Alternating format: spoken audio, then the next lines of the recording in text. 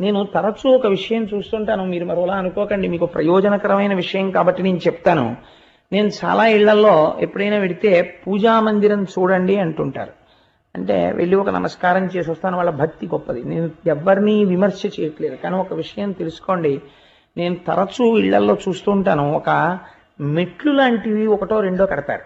కట్టి దాని మీద ఏమీ ఆచ్ఛాదన ఉండదు, కనీసం ఒక పేపర్ కూడా వెయ్యకుండా దాని మీద ఒక చెక్క కానీ ఒక మంటపం కానీ ఏమీ ఉండకుండా దాని మీద ఈశ్వరమూర్తుల్ని నిలబెడుతుంటారు. దానితో పాటు శంఖము మొదలైనవి కూడా పెట్టేస్తుంటారు. అలాగే యంత్రాలు ఎట్టి పరిస్థితులలోనూ భూమికి తగలడానికి వీల్లేదు. చాలా మంది ఇవాళ మార్కెట్లో సబ్బులు అమ్మినట్టు అమ్మేస్తున్నారు యంత్రాలు. ఎలా అమ్ముతున్నారో వాళ్ళకి తెలియాలి, కొనుక్కునే వాళ్ళకి తెలియాలి. యంత్రాన్ని అందరూ పట్టుకోలేరు, యంత్రాన్ని అందరూ హ్యాండిల్ చేయలేరు. యంత్ర పూజ ఎందుకంటే